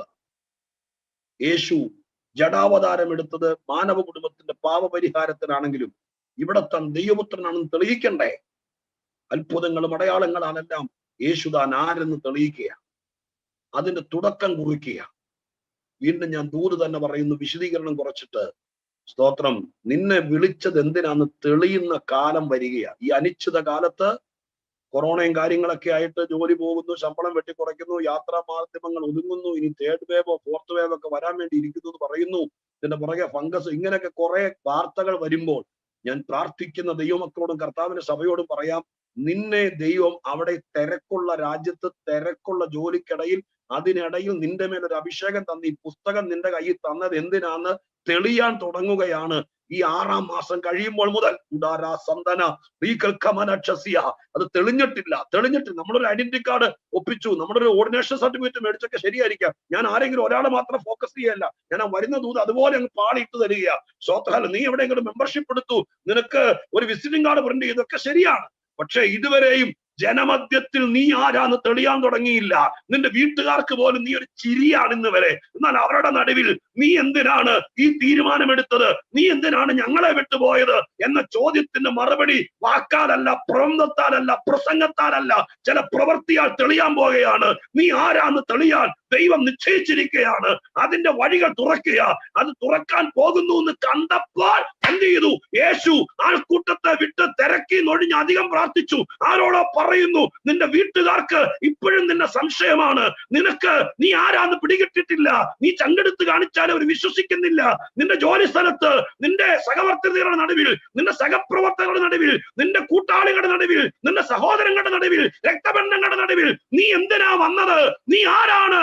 നീ ആ രാജ്യത്ത് പോയത് എന്തിനാ? ഇതുവരെ തെളിഞ്ഞിട്ടില്ല. എന്നാ സ്വർഗം പറയുന്നു, ആത്മീക ഭൗതിക വിഷയത്തിൽ അത് തെളിയാൻ പോകുകയാണ്. അത് ഇൻസിഡന്റിലൂടെ തെളിയുക. അപ്പൊ യേശു എന്ത് ചെയ്തു? ശുശ്രൂഷ തെളിയുന്നു, ജീവിതം തെളിയുന്നു. നീ പഠിച്ചിട്ട് പഠിത്തമെല്ലാം കഴിഞ്ഞ് സർട്ടിഫിക്കറ്റ് കയ്യിൽ വന്നിട്ട് കൊല്ലം 8 കഴിഞ്ഞു, ഇതുവരെയും പഠിച്ച തൊഴിലൊന്നും കിട്ടിയില്ല. പിന്നെ അവിടെ പോയി നിന്ന സമയത്ത് എന്തൊക്കെയോ സ്തോത്രം വണ്ടിക്കൂലിക്ക് കാശും വാടക കൊടുക്കാനുള്ള കാശിനും വേണ്ടി ഏതോ പരിപാടി ചെയ്യുന്നുണ്ട്. പിണങ്ങാതിരിക്കുവാണെങ്കിൽ ഞാൻ കുറച്ചുകൂടെ തെളിച്ചു പറയാം, വിഷമിക്കാതിരിക്കുവാണെങ്കിൽ. സ്തോത്രം, മനസ്സിലായോ? നീ പഠിച്ചത് എഞ്ചിനീയറിംഗ് ആണെങ്കിൽ, നീ പഠിച്ചത് സ്തോത്രം BDS ആണെങ്കിൽ, നീ പഠിച്ചത് നേഴ്സിംഗ് ആണെങ്കിൽ, നീ പഠിച്ചത് ഡോക്ടറേറ്റ് ആണെങ്കിൽ, നീ പഠിച്ചത് MBA ആണെങ്കിൽ, നീ KFC പോയി പാത്രം കഴുകേണ്ടവളല്ലോ. നീ പഠിച്ച പ്രൊഫഷണൽ ഇതുവരെ വന്നിട്ടില്ല. നീ എന്തിനാ പഠിച്ചത്? എന്റെ അപ്പന്റെ കാശ് മുടക്കി, ലക്ഷങ്ങൾ മുടക്കി, രാത്രി ഉറക്കം ഉളച്ച് പാടുപെട്ട് പഠിച്ചത് ഇതുവരെ തെളിഞ്ഞിട്ടില്ല. പിന്നെ ആരും അറിയാതെ ആരുടെയൊക്കെ കണ്ണി പൊടിയിടാൻ നീ അവിടെ പിടിച്ചു നിൽക്കുന്നു. ആരോടൊക്കെയോ ദൈവം ദൂത് പറയുന്നു, ആരുടെയൊക്കെ മക്കളോട് പറയുന്നു, നീ എന്തിനാണ് ജഡമെടുത്തത്? നീ എന്തിനാണ് സ്വർഗം വിട്ടത്? നീ എന്തിനാണ് ഭൂമിയിൽ വന്നത്? നീ എന്തിനാണ് അവിടെ എത്തിയത്? അത് തെളിയാൻ തുടങ്ങുകയാണ്. അതിന്റെ സാധ്യത വരികയാണ്. അതിന്റെ വാതിലുകളും വാതായനങ്ങളും തുറക്കുകയാണ്. ഈ സമയത്ത് നീ ആരെ കൊണ്ടെങ്കിലും പ്രാർത്ഥിപ്പിച്ചാ പോരാ, സമയം വേർതിരിച്ച് പ്രാർത്ഥിക്കണം. കാരണം നീ ആരാന്ന് തെളിയുക, നിന്റെ സാധ്യത തെളിയുക, നിന്റെ അവസരം തെളിയുക, നിന്റെ മുഖാന്തരം തെളിയുക, തെളിഞ്ഞു വരികയാണ് കൃപ. അപ്പൊ അപ്പോൾ യേശു എന്ത് ചെയ്തു? ഞാൻ ഭൂമിയിൽ വന്നതിന്റെ കാര്യങ്ങൾ തെളിയുന്നു. അപ്പോൾ യേശു അധികം പ്രാർത്ഥിച്ചു. രണ്ടാമത്തെ പ്രാർത്ഥന. മൂന്നാമത്തെ പ്രാർത്ഥന 6-ാം അധ്യായത്തിന്റെ 12-ാം വാക്യത്തിലാണ്. 6-ാം അധ്യായം 12-ാമത്തെ വാക്യം. 6:12 എന്താ എഴുതിയിരിക്കുന്നു നോക്കിയേ. ആ കാലത്ത് അവൻ പ്രാർത്ഥിക്കേണ്ടതിന് മലയിൽ ചെന്ന് ദൈവത്തോടുള്ള പ്രാർത്ഥനയിൽ രാത്രി കഴിച്ചു. മൂന്നാമത്തെ പ്രാർത്ഥന. ആ കാലത്ത് യേശു ഒരു രാത്രി മുഴുവൻ പ്രാർത്ഥിക്കുന്നു. നമുക്ക് ആ പ്രാർത്ഥനയെ പഠിക്കണമെങ്കിൽ ആ വാക്കിനെ പഠിക്കണം. ആ കാലത്ത്. ഏത് കാലത്താണ്? ഏത് കാലത്താന്ന് അറിയണമെങ്കിൽ എന്റെ മുമ്പിലെ പാരഗ്രാഫിന് പഠിക്കണം. 6-ാം അധ്യായത്തിൽ അത് പഠിക്കണമെങ്കിൽ എഴുതിയിരിക്കുന്നത് എങ്ങനെയാണ്? മുമ്പിലെ പാരഗ്രാഫ് എഴുതിയിരിക്കുന്നത് ഇങ്ങനെയാണ്. മറ്റൊരു ശബ്ദത്തിൽ അവൻ പള്ളിയിൽ ഉപദേശിക്കുമ്പോൾ വരണ്ട കൈയുള്ള മനുഷ്യനെ അവിടെ ഉണ്ടായി. ശാസ്ത്രിമാരും പരീക്ഷന്മാരും അവനെ കുറ്റം ചുമത്തുവാൻ സംഗതി കിട്ടേണ്ടതിന് സ്തോത്രം അവൻ ശബത്തിൽ സൗഖ്യമാക്കുമോ എന്ന് നോക്കിക്കൊണ്ട്, ചുരുക്കി പറയാം, വിശദീകരിക്കാൻ നേരമില്ലാത്ത, യേശു യഹൂദന്റെ ദൈവാലയമല്ല, സിനഗോഗിൽ ഒരു ശബത്തിൽ പോയി സ്തോത്രം ഇരിക്കുകയാണ്. അപ്പൊ യേശുവിനെ കുറിച്ച് ഇങ്ങനെ പ്രവൃത്തികൾ തുടങ്ങിയപ്പോൾ ചുമ്മാ ആരും അറിയാതെ സ്തോത്രം ഒന്നും ചെയ്യാതെ ഇരിക്കുവാണെങ്കിൽ ആളുകളെ കുറിച്ച് അലിഗേഷൻസോ കമന്റുകളോ പരാതികളോ വിമർശനങ്ങളോ ഒന്നും ഉണ്ടാവില്ല. എന്തെങ്കിലും ചെയ്യുന്നവനെതിരെ വിമർശനം ഉണ്ടാവും. നമ്മൾ ആരും അറിയാതെ, ആരോടും പറയാതെ, എനിക്ക് വലിയ ആളെന്നാവണമെന്ന് ആഗ്രഹമില്ല, വലിയ ജാതി സ്വർഗത്തിൽ പോയാൽ മതി എന്ന് പറഞ്ഞിരുന്നത് നല്ല കാര്യം. പക്ഷെ നിങ്ങളെ കുറിച്ച് ആരും അറിയുമില്ല. നിങ്ങളെ കുറിച്ച് നിങ്ങൾ നല്ലത് ചെയ്യുന്നു ചീത്ത ചെയ്യുന്നു ആർക്കറിയാം. പക്ഷെ നിങ്ങൾ എന്തെങ്കിലും ചെയ്യാൻ തുടങ്ങിയാൽ അതിന് വിമർശനം ഉണ്ടാവും. ആളുകൾ അപ്പൊ നിങ്ങളെ ശ്രദ്ധിക്കാൻ തുടങ്ങും, നിങ്ങളിൽ കുറ്റം കണ്ടുപിടിക്കാൻ തുടങ്ങും. സ്തോത്രം. യേശു ക്രിസ്തു സജീവമാകുകയാണ്, ആളുകളിലേക്ക് ഇറങ്ങുകയാണ്, വന്ന കാര്യം നിർവഹിക്കുകയാണ്. അപ്പോൾ എതിരാളികൾ ഉണ്ടായി. എതിരാളികൾ ഉണ്ടാകുന്നെങ്കിൽ ഓർത്തോളം നിങ്ങൾ സജീവമാകുകയാണ്. നിങ്ങൾ ആരെ അറിയാതെ, ആർക്കും പിടികൊടുക്കാതെ, നിങ്ങൾ രക്ഷിക്കപ്പെട്ടു എന്ന് പോലും ആരോടും പറയാതെ കാനഡയിൽ ചെല്ലുമ്പോൾ അങ്ങനെയുള്ളൊരു കാണിയല്ല. ഉണ്ടെങ്കിലും സ്തോത്രം അറിയണമല്ലോ, ഞാനൊരു ഉപദേശിയല്ല. കാനഡയിൽ വെച്ച് അന്യഭാഷയൊക്കെ പറഞ്ഞ് ആരാധിക്കുക. നാട്ടിൽ വരുമ്പോഴത്തേക്ക് അപ്പത്തിനെ പിടക്കണ്ടെന്ന് ഓർത്തുകൊണ്ട് പഴയ രീതിയിൽ പോവുകയാണെങ്കിൽ നിങ്ങൾക്ക്, കാരണം നിങ്ങൾ ആരാന്ന് വീട്ടുകാർ പോലും അറിഞ്ഞിട്ടില്ലല്ലോ. നിങ്ങൾ സ്നാനപ്പെട്ടെന്ന് അറിഞ്ഞിട്ടില്ല. നിങ്ങൾ സ്നാനപ്പെട്ടു എന്നും രക്ഷിക്കപ്പെട്ടു എന്നും നിങ്ങൾ കർത്താവിന്റെ മക്കളായി തീർന്നു എന്നും നിങ്ങൾ തെളിയിക്കാൻ തുടങ്ങുമ്പോൾ വിമർശനം ഉണ്ടാവും. അവർ നോക്കും, ഓ നീ വലിയ ഭക്തൻ വന്നിരിക്കുന്നു, എന്നിട്ടാണോ സ്തോത്രം ഇങ്ങനെ ചെയ്തത് അങ്ങനെ ചെയ്തെന്നൊക്കെ ചോദിക്കും. എന്തുകൊണ്ടാ? നമ്മൾ ആരാന്ന് തെളിയിച്ചത് കൊണ്ടാണ്. നമ്മൾ ആരാന്ന് തെളിയിച്ചില്ലെങ്കിൽ ഒരു വശമല്ല. സ്തോത്രം. ഇവിടെ ലോകത്തിൽ എന്തോരും പേര് കള്ളു കുടിക്കുന്നു, എന്തോരും പേര് സ്മോക്ക് ചെയ്യുന്നു. എല്ലാവരും പറയും, ഇവിടെ ദൈവത്തെ അറിഞ്ഞ ഒരാൾ എന്തെങ്കിലും ചെയ്താൽ, ഇട്ടിരിക്കുന്ന തുണിക്ക് ഇത്തിരി നീളം കുറഞ്ഞാൽ അത് വിമർശനം വരും. കാരണം എന്താ? നമ്മൾ ആരാന്ന് തെളിഞ്ഞാൽ വിമർശനങ്ങൾ വരും. യേശു ആരാന്ന് തെളിയുന്ന സമയത്ത് വിമർശനങ്ങൾ വന്നു. അപ്പൊ യേശു പോകുന്നിടത്തെല്ലാം ഇങ്ങനെ പാപ്പരാസികളെ പോലെ ക്യാമറയും കൊണ്ട് നടക്കുകയാണ്. ഇവൻ ഇന്നെന്നാ ചെയ്യുന്നത്, ഇന്ന് ആരോടാ സംസാരിക്കുന്നത് എന്നെല്ലാം അറിയാൻ വേണ്ടി നടക്കുക. അപ്പൊ യേശു പോയ വഴിക്ക് ഒരു നിഴല് പോലെ പള്ളിയിൽ പതുക്കെ പരീക്ഷന്മാരും അതിലെ ആളുകളും വന്നു നിന്നു. യേശു ഇന്ന് എന്തെങ്കിലും ചെയ്യുമോ? ശബത്താണ്. അപ്പൊ യേശു ഇങ്ങനെയുള്ള അവസരങ്ങൾ പാഴാക്കാറില്ല. വരണ്ട കൈയുള്ള ഒരു മനുഷ്യൻ പള്ളിയിൽ ഇരിക്കും. യേശു അവനെ കണ്ടു. അവനിങ്ങനെ ആരും അറിയാതെ ഈ പറഞ്ഞ പോലെ വിമർശനത്തിന് വിധേയനാകണ്ടെന്ന് ഓർത്തുകൊണ്ട് ഒതുങ്ങിയിരിക്കുമ്പോൾ യേശുവിന്റെ കണ്ണ് അവനിൽ പതിച്ചു. യേശു അവനോട് പറഞ്ഞു, എഴുന്നേറ്റ് നിൽക്കുക. ആൾക്കൂട്ടത്തിൽ എഴുന്നേറ്റ് നിൽക്കുക. അവൻ ആകപ്പാടെ പിള്ളേരുടെ ഭാഷ പറഞ്ഞ് ചമ്മിപ്പോയി കാണും. കാരണം അവൻ ഇത് ആരോടും പറയാതെ കൊണ്ട് നടക്കുക. ഞാൻ അടുത്ത ദൂത് പറയാം. മൂന്നാമത്തെ പ്രാർത്ഥനയിൽ ആരോടും പറയാതെ കൊണ്ടു നടക്കുന്ന ചില വിഷയങ്ങൾ ദൈവം തമ്പുരാന്റെ കണ്ണിൽപ്പെട്ടാൽ ചിലപ്പോൾ അതങ്ങ് പൊട്ടിക്കും ദൈവം. അപ്പൊ നമുക്ക് നാണക്കേടാവും. പിന്നെ രക്തസ്രാവക്കാരി സ്ത്രീയോട് ചോദിച്ച് അവിടെ സാക്ഷ്യം പറയാൻ സമയം കൊടുക്കും. നിങ്ങളുടെ സഭ ദിവസം വിളിച്ച് സാക്ഷ്യം പറയാൻ പറയും, എന്റെ പൊന്നു വാസ, ഞാൻ ആരും അറിയാതെ ന്യൂട്രൽ വിടുതലും കൊണ്ട് അങ്ങ് പോകണം ഓർത്തിരുന്ന, പക്ഷെ യേശു ആരാമോ? കർത്താവ് അന്നേരം എല്ലാവരുടെ മുമ്പിൽ അങ്ങ് നാണം കെടും, എഴുന്നേൽപ്പിച്ചു. ഇതുപോലെ ഈ മനുഷ്യനും വരണ്ട കൈയും കൊണ്ട് പള്ളിയിൽ വന്നതാ. ഇതിപ്പോ ഏതൊക്കെയാലും വയസ്സ് എത്രയാ, ഇനിയിപ്പോ വരൾച്ച തന്നെ അങ്ങ് പോട്ടെ എന്ന് ഓർത്തിരുന്നതാ. പക്ഷെ യേശു എന്നെ എല്ലാവരുടെ മുമ്പിൽ എഴുന്നേൽപ്പിച്ചു. ഞാൻ അതിൽ നിന്നൊരു ദൂത് പറയാം. എല്ലാവരുടെയും മുമ്പിൽ നിന്നെ നിന്റെ വരണ്ട അവസ്ഥയിൽ എഴുന്നേൽപ്പിച്ചിട്ടുണ്ടെങ്കിൽ യേശു നിന്നെ നാണം കെടുത്താൻ എഴുന്നേൽപ്പിച്ചതല്ല, നാണം കെടുത്തിട്ട് ഇരുത്തത്തുമില്ല. ഇരുത്തുന്നതിനേക്കാൾ മുമ്പ് നിനക്ക് മാറ്റം വരുത്തിയിട്ടേ ഇരുത്തുള്ളൂ. അതിന് തൻ്റെ ഇടം ഉള്ളത് കൊണ്ടാണ് നിന്നെ എഴുന്നേൽപ്പിച്ചത്. നിന്റെ വീട്ടുകാരുടെയും ചാർച്ചക്കാരുടെയും ബന്ധുക്കളുടെയും നടുവിൽ നിന്നെ എഴുന്നേൽപ്പിച്ചു. ആൾക്കാർ പറയുന്നുണ്ടായിരിക്കും, ഓ അവനിപ്പോ വലിയ ഉപദേശിയാ, അവനിപ്പോ അവരുടെ വലിയ ആളാന്നൊക്കെ പറഞ്ഞിട്ടുണ്ടാവും. അതിൽ നമ്മുടെ മലയാളിയുടെ ഭാഷ പറഞ്ഞ ഒരാക്കലാത്. എന്റെ ഈ ഭാഷ നിങ്ങൾ തെറ്റിദ്ധരിക്കരുത്. സ്തോത്രം. നമ്മളത് അങ്ങനെ പറഞ്ഞതാ. പക്ഷേ തമ്പുരാൻ നിന്നെ എഴുന്നേൽപ്പിച്ചിട്ടുണ്ടെങ്കിൽ അവരുടെ മുമ്പിൽ അവർക്ക് കളിയാക്കാനും ആക്ഷേപിക്കാനും അവർക്ക് പദം പറഞ്ഞ് ചിരിക്കാനും ഒരു വാക്കായിരിക്കില്ല. നിന്നെ എഴുന്നേൽപ്പിച്ചിട്ടുണ്ടെങ്കിൽ നിന്നിൽ ദൈവപ്രവൃത്തി വെളിപ്പെടും. ഈ പ്രാർത്ഥനയിൽ ദൈവമായ കർത്താവ് ഒതുങ്ങിയിരിക്കുന്ന ചിലരെ അങ്ങ് എഴുന്നേൽപ്പിക്കട്ടെ. ദൈവം, എനിക്ക് പരിമിതിയുണ്ട്, എനിക്ക് പാടാൻ അറിയില്ല, എന്നോട് പ്രാർത്ഥിക്കാൻ പറയല്ലേ പാസ്റ്റർ എന്ന് പറഞ്ഞുകൊണ്ടാ സഭായത്തിന് കയറി വരുന്നത്. എനിക്കറിയില്ലെന്നാ പറയും. ഞാനും ഒരു കൊച്ചു സഭയുടെ പാസ്റ്റർ. ഇപ്പൊ നേരത്തെ സ്തോത്രം നമ്മുടെ വിശ്വാസികളിൽ 60% ആളുകൾ അഡ്വാൻസ് ആയിട്ടേ പറയും, പാസ്റ്റർ എന്നോട് പ്രാർത്ഥിക്കാനെന്ന് പറഞ്ഞേക്കരുതേ, എന്റെ മുമ്പിലേക്ക് വിളിച്ചേക്കരുതേ. കാരണം അവരിങ്ങനെ വരണ്ടിരിക്കുക. യേശു അനുവാദം ചോദിച്ചില്ല, ഇവൻ എവിടത്തുകാരനാ ചോദിച്ചില്ല, അടുത്തിരുന്നോട് ചോദിച്ചില്ല, ആ മനുഷ്യനെ ചോദിച്ചില്ല. യേശു അധികാരിയല്ലേ. മനുഷ്യന്റെ മേൽ ഇതുപോലെ അധികാരമുള്ള ആരെങ്കിലും വേറെ ഉണ്ടോ? അവൻ എഴുന്നേക്കാൻ പറഞ്ഞാൽ എഴുന്നേറ്റല്ലേ പറ്റൂ, ഇരിക്കാൻ പറഞ്ഞാൽ ഇരുന്നല്ലേ പറ്റൂ. കാരണം അവൻ മനുഷ്യന്റെ സൃഷ്ടാവല്ലേ. അവൻ ഇപ്പൊ കയറി വന്നാന്ന് നോക്കില്ല, ഇപ്പൊ വന്നാൻ പറഞ്ഞ് എഴുന്നേക്കാൻ പറഞ്ഞു.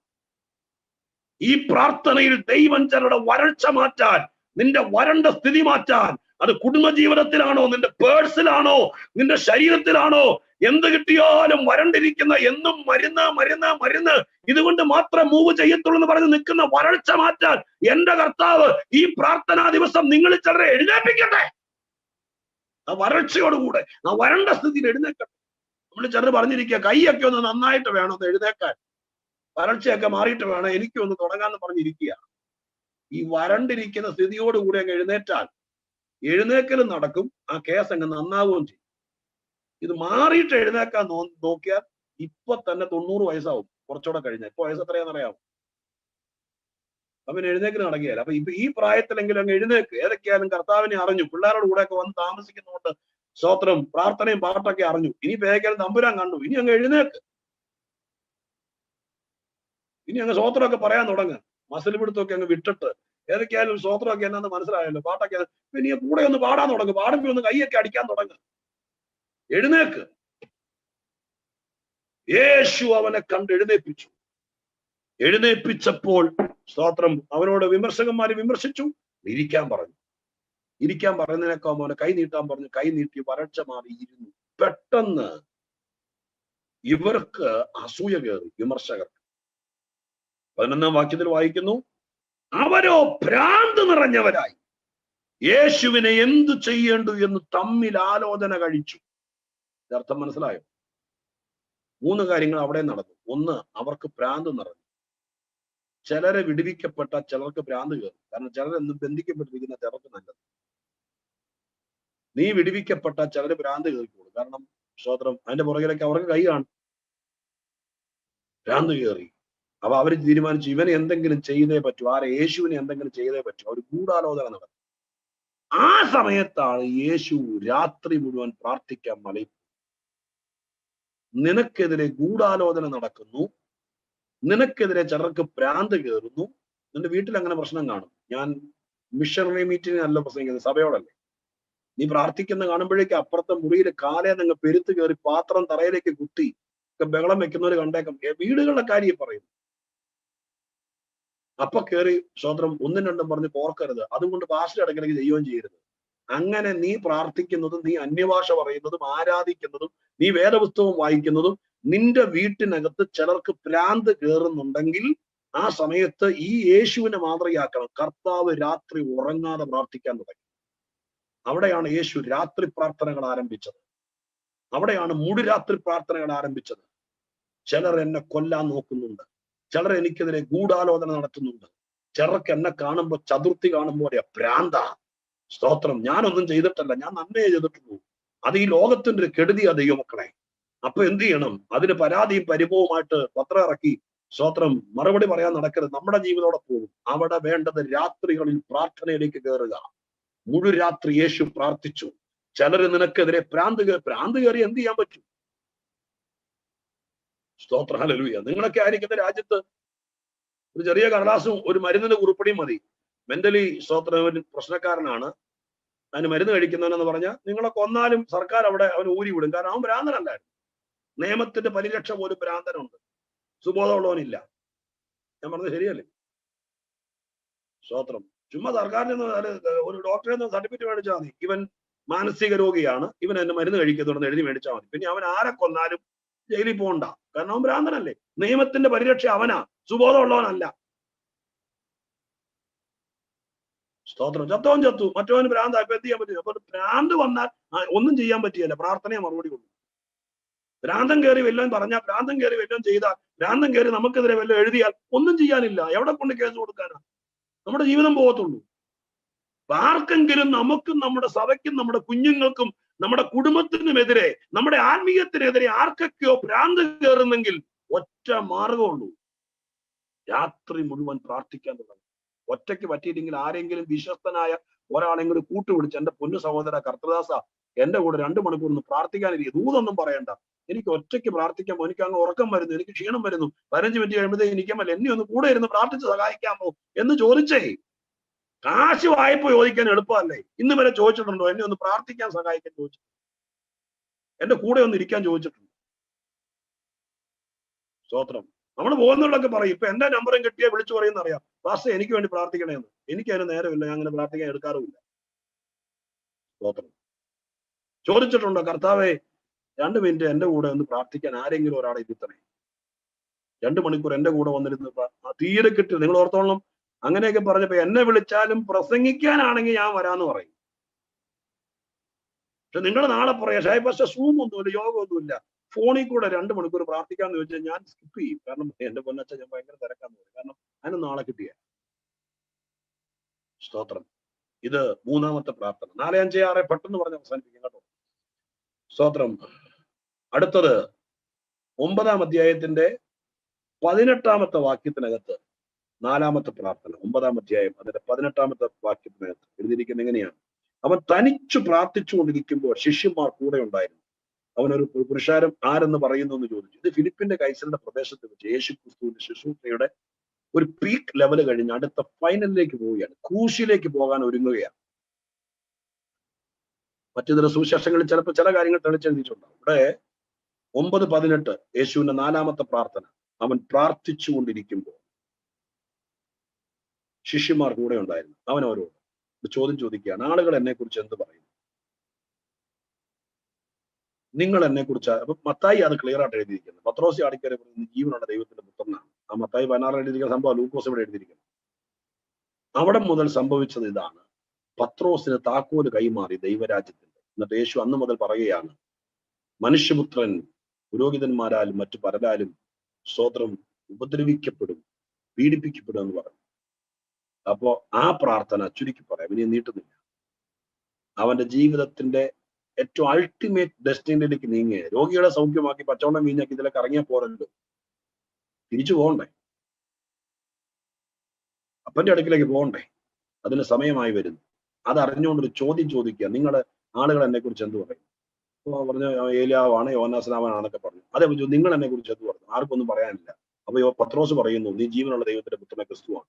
യേശു പറഞ്ഞു, ബറിയോന ഷീമോനെ നീ ഭാഗ്യവാൻ, ജഡരക്തങ്ങളല്ല സ്വർഗസ്ഥനായ പിതാവാണ് വെളിപ്പെടുത്തി എന്ന് പറഞ്ഞു. ദൈവരാജ്യത്തിന് താക്കോൽ എന്നാ വിളിച്ചോളാൻ പറഞ്ഞു. യേശു താക്കോല് കൈമാറി. അത് കഴിഞ്ഞിട്ട് മത്തായി എഴുതിയിരിക്കുന്നത് ഇങ്ങനെയാണ്, അത് കഴിഞ്ഞിട്ട് യേശു യെരൂശലേമിലേക്ക് പോകാം, അവിടെ മനുഷ്യപുത്രൻ പുരോഹിതന്മാരാലും ശാസ്ത്രിമാരാലും പീഡിപ്പിക്കപ്പെടും, മരിക്കും എന്ന് പറഞ്ഞു. അതിന് തൊട്ടു പുറകെയാണ് മറുമലയിലെ പ്രാർത്ഥന വായിച്ചിട്ടിരിക്കുന്നത്. അവിടെയാണ് ഏലിയാവും മോശയും കൂടി വന്നിട്ട് ഈ വിധമായിരിക്കും നിന്റെ മരണം എന്ന് പ്രസ്താവിക്കുന്നത്. അത് കൂട്ടി വായിക്കുമ്പോൾ നിങ്ങൾക്ക് പിടികിട്ടുന്നല്ലോ. സ്തോത്രം. അപ്പൊ അവിടെ വെച്ച് 9-ാം അധ്യായത്തിൽ വെച്ച് യേശുവിന്റെ പ്രവർത്തികൾ ട്വിസ്റ്റ് ചെയ്യുന്നു. ക്രൂശിലേക്ക് പോകാനുള്ള തയ്യാറെടുപ്പ്. അതിന്റെ നമ്മള് സ്തോത്രം എന്താ പറയാ, ഫ്ലൈറ്റിലൊക്കെ കയറി ഇങ്ങനെ എന്താ പറയാ ഇരുന്നിട്ട് ഇങ്ങനെ പൊങ്ങാൻ നേരത്ത് അതിന് മുമ്പ് ഒരു മൂവ്മെന്റ് ഉണ്ട്, ഒരു പ്രത്യേക സ്തോത്രം. എത്ര യാത്ര ചെയ്താലും അതൊരു അനുഭവമാണ് അല്ലേ സ്തോത്രം. നമ്മൾ നേരത്തെ 2.5 മണിക്കൂർ 3 മണിക്കൂർ നേരത്തെ വന്ന് ലഗേജ് ഒക്കെ കയറ്റി വിട്ടു, എല്ലാവരുടെ യാത്ര പറഞ്ഞു, നമ്മൾ നേരെ പോയി സ്തോത്രം ഗേറ്റിൽ പോയി ഇരുന്നു. അത് കഴിഞ്ഞ് അവിടെ 1 മണിക്കൂർ ഇരുന്ന് കഴിയുമ്പോഴത്തേക്കും സ്തോത്രം നമ്മളെ അകത്തേക്ക് കയറ്റി, അവിടെ കയറ്റി ഫ്ലൈറ്റിലും കേട്ട് പൈലറ്റിന്റെ അനൗൺസ്മെന്റ് കേൾക്കുന്ന ഒരു സമയമുണ്ട്. ഇവിടേക്ക് നമ്മളൊക്കെ ഇച്ചിടെ എന്താ പറയാ ഒരു തയ്യാറെടുപ്പിന്റെ സമയമാണ്, ഒരു അനുഭൂതിയാണ് നാട്ടിലേക്കുള്ള യാത്ര. യേശുവിനെ സംബന്ധിച്ച് അങ്ങനെ ഒരു സ്റ്റേജിലേക്ക് എത്തുക, നാട്ടിലേക്കുള്ള യാത്ര, അതിന്റെ അനൗൺസ്മെന്റ് കിട്ടുക. അതിന് തൊട്ടു മുമ്പ് യേശു പ്രാർത്ഥിക്കുന്നു. അത് 4-ാമത്തെ പ്രാർത്ഥന. 5-ാമത്തെ പ്രാർത്ഥനയാണ് നമ്മൾ വായിച്ച മറുമലയിലെ പ്രാർത്ഥന. സ്തോത്രം 9:28. 6ഉം 7ഉം കൂടി പറഞ്ഞിട്ട് ഇവിടെ വന്ന് 1 മിനിറ്റ് കൊണ്ട് ഞാൻ അവസാനിപ്പിക്കാം, സമയം തീരുന്നു എന്ന് എനിക്കറിയാം. സ്തോത്രം. 6-ാമത്തെ പ്രാർത്ഥന 11-ാം അധ്യായത്തിന്റെ 1-ാം വാക്യത്തിലാണ്, ലൂക്കോസ് 11:1. അവിടെ അവനൊരു സ്ഥലത്ത് പ്രാർത്ഥിച്ചുകൊണ്ടിരുന്നു. തീർന്ന ശേഷം ശിഷ്യന്മാരിൽ ഒരുത്തൻ അവരുടെ കർത്താവെ, യോഹന്നാൻ തങ്ങളുടെ ശിഷ്യന്മാരെ പഠിപ്പിച്ചു പറഞ്ഞു, ഞങ്ങളെ പ്രാർത്ഥിക്കാൻ പഠിപ്പിക്കണം. അപ്പൊ യേശു എന്ത് ചെയ്തു? പോകുന്നതിനേക്കാൾ മുമ്പ് കുറെ പേരെ പ്രാർത്ഥിക്കാൻ പഠിപ്പിച്ചിട്ടാണ്. മരുമലയിൽ വന്ന് പോകുന്ന കാര്യം പറഞ്ഞല്ലോ, പിന്നെ അല്പം കൂടി സമയമുള്ളൂ. അപ്പൊ അതിനേക്കാൾ എന്ത് ചെയ്തു? പോകുന്നതിനേക്കാൾ മുമ്പ് പ്രാർത്ഥിക്കാൻ പഠിപ്പിച്ചു. അതിനു വേണ്ടി പ്രാർത്ഥിച്ചുകൊണ്ടിരിക്കുകയാണ്. 11:1. 7-ാമത്തെ പ്രാർത്ഥനയും കൂടി പറഞ്ഞു നിർത്തുന്നു. 22:44 ഗദസമനയിൽ യേശു മനുഷ്യന്റെ പാപം കടന്ന പാനപാത്രം ഏറ്റെടുക്കുന്ന സമയം അവിടെ വീണ് കിടന്ന് കരയുക, കഴിയുമെങ്കിൽ ഈ പാനപാത്രം എന്റെ നിന്ന് നീങ്ങി. സ്തോത്രം. അതിശ്രദ്ധയോടെ യേശുക്രിസ്തുവോട് പ്രാർത്ഥിക്കുന്നു. ആ പ്രാർത്ഥന 7 പ്രാർത്ഥന ഞാൻ പറഞ്ഞു. ഇനി ഞാൻ 9:28 ഒറ്റ വാക്കി പറഞ്ഞ് പ്രാർത്ഥിക്കാൻ നിങ്ങൾക്ക് വേണ്ടി. സമയം തീർന്നത് ഓടിച്ചു പറഞ്ഞ് നിർത്തുകയും ചെയ്തത്. വിശദീകരണങ്ങളെല്ലാം ആയില്ലെന്ന് എനിക്കറിയാം, എങ്കിലും ഞാനിവിടെ അവസാനിപ്പിക്കും. അവിടെ പറഞ്ഞത് ഇങ്ങനെയാണ്: യേശു മറുമലയിൽ പ്രാർത്ഥിക്കുമ്പോൾ അവന്റെ മുഖത്തിന്റെ ഭാവം മാറി, ഉടുപ്പ് മിന്നി. ആ പ്രാർത്ഥന കണ്ടു. ഞാൻ ആമുഖത്തിൽ പറഞ്ഞതുപോലെ അവന്റെ മുഖക്കുരു മാറി എന്നല്ല എഴുതിയിരിക്കുന്നത്, മുഖം മാറി എന്ന് എഴുതിയിരിക്കുന്നത്. രണ്ടും തമ്മിൽ വ്യത്യാസം. നമ്മുടെ ശരീരത്തിൽ ഒരു ചെറിയ പ്രയാസം മാറുന്നതോ, ഒരു നീറ് മാറുന്നതോ, തലവേദന മാറുന്നതോ, ക്യാൻസർ മാറുന്നതൊക്കെ, ട്യൂമർ മാറുന്നതൊക്കെ അത്ഭുതമാണ്. പക്ഷെ അതുകൊണ്ട് ആള് മാറുന്നില്ല. മുഖം മനസ്സിന്റെ കണ്ണാടിയാണ്. മുഖം എന്ന് പറയുന്നത് വേദപുസ്തക ഭാഷയിൽ ആളത്തമാണ്. എന്റെ തെളിവെന്താ? യാക്കോബ് യോസെഫിനെ കണ്ടപ്പോൾ പറഞ്ഞു, മോനെ നിന്റെ മുഖം കാണുമെന്ന് വിചാരിച്ചതല്ല. അതിന്റെ അർത്ഥം എന്താ? മുഖം മാത്രം കാണിച്ചെന്നാണ്. ആളത്തമാണ്, ആളത്തമാണ്. സ്തോത്രം. കർത്താവിനെ മടങ്ങി വരവിൽ സഭയെക്കുറിച്ച് പറഞ്ഞിരിക്കുന്ന ഒരു ആലങ്കാരിക വസ്തുതയുണ്ട്. അത് മറ്റൊന്നുമല്ല, പാറയുടെ പിളർപ്പിലും കടുന്തൂക്കിന്റെ മറവിലും ഇരിക്കുന്ന എന്റെ പ്രാവേ, നിന്റെ മുഖം ഒന്ന് കാണട്ടെ. മുഖം അവിടെ ഉപയോഗിച്ചത് മുഖം മാത്രം ഒന്ന് കാണിച്ചു കൊടുക്കാറുണ്ട്. പിന്നെ സെൽഫി എടുത്ത് അയച്ചാൽ പോരെ. എന്താ മുഖം എന്നോട് ഉദ്ദേശിച്ചത്? ആളത്തമാണ്. വേറൊരു വാക്കോടെ പറയാം മുഖത്തെ കുറിച്ച്.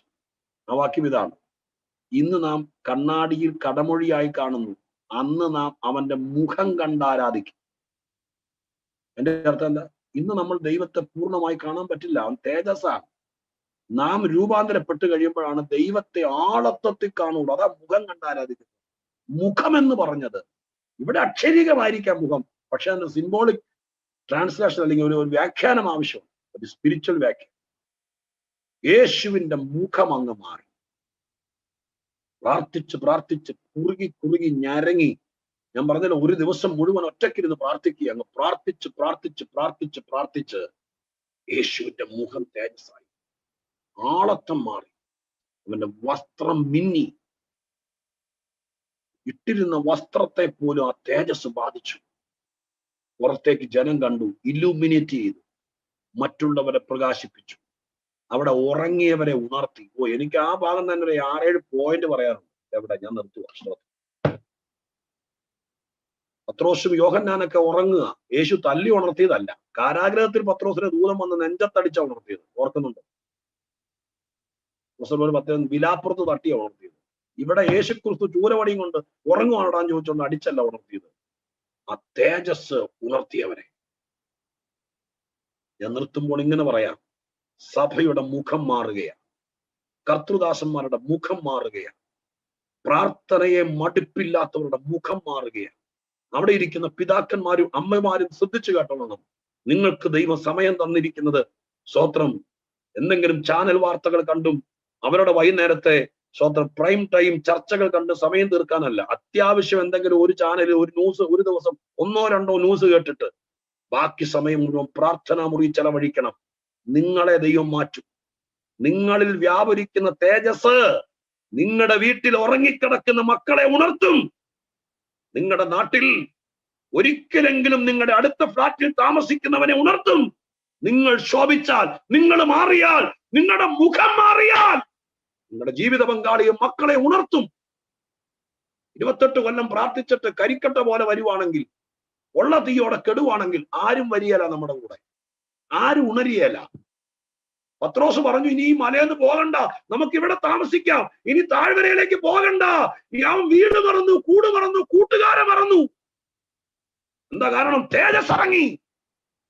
ലോകം മറക്കണമെങ്കിൽ, പാപം മറക്കണമെങ്കിൽ, ജഡം മറക്കണമെങ്കിൽ, സ്വർഗം കാണണമെങ്കിൽ, ഇവിടെ തന്നെ ഇരിക്കാന്ന് പറയണമെങ്കിൽ തേജസ് കാണണം. നമ്മുടെ പിള്ളേര് തേജസ് കാണണം. അതിന് വഴിവെച്ചു കൊടുക്കണം. കാരണവന്മാര്, പ്രാർത്ഥിക്കുന്നവര്, അഭിഷിക്തന്മാര്, മുമ്പേ വന്നവര്. അങ്ങനെ ഒരു പ്രാർത്ഥനയ്ക്ക് ദൈവം ഈ ഉപവാസ പ്രാർത്ഥനയിൽ നിങ്ങളെ ചലഞ്ച് ചെയ്യുക. അങ്ങനെ തേജസ്സിലേക്കും ശോഭയിലേക്കും വന്നാൽ മറ്റുള്ളവരെ ആരും ഉണർത്തണ്ട. മൈക്ക് അവന്റെ ചെവിയിലേക്ക് വെച്ച് കെട്ടി പാട്ട് കേൾപ്പിക്കണ്ട. അവൻ ഉണർന്നോളും. ഈ തേജസ് കാണുമ്പോൾ ഉണർന്നോളും. അവൻ ഇങ്ങോട്ട് വന്ന് പറഞ്ഞോളും, ഞങ്ങളും കൂടി നിന്റെ കൂടെ ഇരിക്കട്ടെ, ഞങ്ങൾക്കിനി താഴേക്ക് പോകണമെന്നില്ല. അവിടെ കൂട്ടുകാരുണ്ട്, അവിടെ ഭാര്യ മക്കളുണ്ട്. ഈ മലയാണ് നല്ലത്. ഏത് മല? തേജസ് വന്ന മല, രൂപാന്തരപ്പെട്ട മല, ആള് മാറിയ മല, യേശു ആരാന്ന് തെളിഞ്ഞ മല, ദൈവിക സാന്നിധ്യം ഇറങ്ങിയ മല. ഇവിടെയാണ് നല്ലത്. ഇനി പഴയ പാരമ്പര്യത്തിലേക്ക് പോകണ്ട, പഴയ ചട്ടക്കൂടിലേക്ക് പോകണ്ട, പഴയ കെട്ടുകെട്ടിലേക്ക് പോകണ്ട. ഇവിടെ ഒരു കുടിലാണെങ്കിലും നമുക്ക് ഇവിടെ തുടരാം എന്ന് നിങ്ങളുടെ കൂട്ടായ്മയിൽ വരുന്ന ആരും ഇനി പറയട്ടെ, ആരും പറയട്ടെ, നമുക്ക് ഇവിടെ തുടരാം. അപ്പൻ അമ്മയോട്, അമ്മ ഭർത്താവിനോട്, സ്വന്തം മക്കളോട് പറയട്ടെ, ആ പാഷയുടെ കൂടെ, ആ സഭയിൽ, ആ കൂട്ടായ്മയിൽ അവിടെ നമുക്ക് തുടരാം, അവിടെ നമുക്ക് തുടരാം. നമുക്കിനി പഴയ മാർഗത്തിലേക്ക് പോകണ്ട എന്ന് അവരെ കൊണ്ട് പറയിപ്പിക്കണമെങ്കിൽ പ്രാർത്ഥിക്കുന്ന നീ ആള് മാറുന്നു. ഞാൻ അവസാനിപ്പിക്കുന്നു. ഒരു വാക്ക് പ്രാർത്ഥിച്ചു. ഈ ദൂത് ക്ഷണത്തിൽ സംഭവിക്കുമെന്ന് വിചാരിക്കും. 25 കൊല്ലം കഴിഞ്ഞ് റിട്ടയർഡ് ആയിട്ട് അരക്കൈ നോക്കാന്നല്ല, ഇത് ക്ഷണത്തിൽ സംഭവിക്കേണ്ട ദൂതാണ്. ഇനി അങ്ങനെയുള്ളവർക്ക് കൊറോണ കഴിഞ്ഞിട്ട് ലോകത്തിൽ സ്ഥാനമുള്ളൂ. ആത്മീക ദൈവം തമ്പുരാൻ ചട്ടക്കൂടും പരിപാടികളെല്ലാം മടക്കിക്കൊണ്ടിരിക്കുകയാണ്. നിങ്ങൾക്ക് അറിയാമല്ലോ, ഞാൻ പറയേണ്ടത് ആ ഭാഗത്ത് കിടക്കുന്നുണ്ട്. ഇനി പ്രാർത്ഥിക്കുന്നവനെ സാധ്യതയുള്ളൂ. വെറും പ്രാർത്ഥനക്കാരനല്ല, പ്രാർത്ഥിച്ച് സ്വർഗം തുറക്കുന്നവനെ സാധ്യതയുള്ളൂ. രാത്രി മുഴുവൻ പ്രാർത്ഥിച്ച് ശത്രുവിന്റെ വാ കെട്ടുന്നവനെ ഇനി സാധ്യതയുള്ളൂ. പ്രാർത്ഥിച്ച ആള് മാറുന്നവനെ ഇനി സാധ്യതയുള്ളൂ. ആ സാധ്യതകൾ കൈവിരലിന്റെ തുമ്പത്തെത്തി നിൽക്കുന്നു. സ്തോത്ര ഹല്ലേലൂയ. അവിടത്തെ ദൈവസഭ അതിന് തയ്യാറാകുന്നെങ്കിൽ സ്വർഗം പറയുന്ന ഈ ദൂത് അതുപോലെ അവിടെ പേസ്റ്റ് ചെയ്യുക, ഇംപ്ലിമെന്റ് ചെയ്യുക, വിതയ്ക്കുക, സംഭവിക്കും. ഒരു വാക്ക് പ്രാർത്ഥിക്കാം. പരിശുദ്ധ ദൈവമേ, ഞങ്ങളുടെ സ്വർഗീയ പിതാവേ, കരുണാസമ്പന്നനായ ദൈവത്തോട് പ്രാർത്ഥിക്കുന്നു. അനുഗ്രഹിക്കപ്പെട്ടൊരു സഭയോടും കർത്തദാസന്മാരോടും വചനം പറയാൻ എനിക്കൊരു അവസരം ഈ നല്ല ദിവസം എനിക്ക് ലഭിച്ചല്ലോ. കർത്താവേ, അങ്ങയുടെ തിരുസന്നിധിയിൽ ഇരുന്ന് ഈ വചനം ഞാനോടെ ഏറ്റെടുക്കും. ആളുകൾ പറയട്ടെ, എന്റെ മക്കൾ പറയട്ടെ, എന്റെ കൂടെ നിൽക്കുന്നവർ പറയട്ടെ, ഞങ്ങൾ കർത്തൃദാസന്മാർ ആദ്യം ഏറ്റെടുക്കുന്നു. അവർ പറയട്ടെ, അങ്ങയുടെ കൂടെ ഇരുന്ന് പ്രാർത്ഥിക്കുമ്പോൾ ഒരു വല്ലാത്ത സാന്നിധ്യം, വല്ലാത്ത തേജസ്, ഞങ്ങൾക്ക് തന്നെ മാറ്റം വരെ ഞങ്ങൾ അറിയുന്നു എന്ന് പറയട്ടെ. ഞങ്ങളെ വിട്ടു പോകാതിരിക്കട്ടെ, ഞങ്ങളുടെ കൂട്ടായ്മ വിട്ടു പോകാതിരിക്കട്ടെ. തേജസ് പിടിച്ചു നിർത്തട്ടെ. കുറെ ആളുകളെ പാൽപ്പൊടിയും പയറും കിറ്റും കൊടുത്ത ആളുകളെ പിടിച്ചു നിർത്താൻ ഒരുപാട് നാൾ കഴിയില്ല. സഭയ്ക്ക് ആ ഉത്തരവാദിത്വം ദൈവം ഏൽപ്പിച്ചിട്ടുമില്ല. തേജസ് കൊണ്ട് ആളുകളെ പിടിച്ചു നിർത്തുന്ന ഒരു അസാധാരണ ശുശ്രൂഷയ്ക്കായി കർത്താവ് ഈ സഭയെ ഒരുക്കണം, ഞങ്ങളെ ഒരുക്കണം. എന്നെ കൂടി ഈ ദൂതന്റെ മുമ്പിൽ സമർപ്പിക്കുന്നു. ഓർക്കണേ അപ്പ, യേശുവിൻ നാമത്തിൽ പ്രാർത്ഥിച്ച് അനുഗ്രഹിക്കുന്നു. കേൾക്കണേ സ്വർഗീയ പിതാവേ.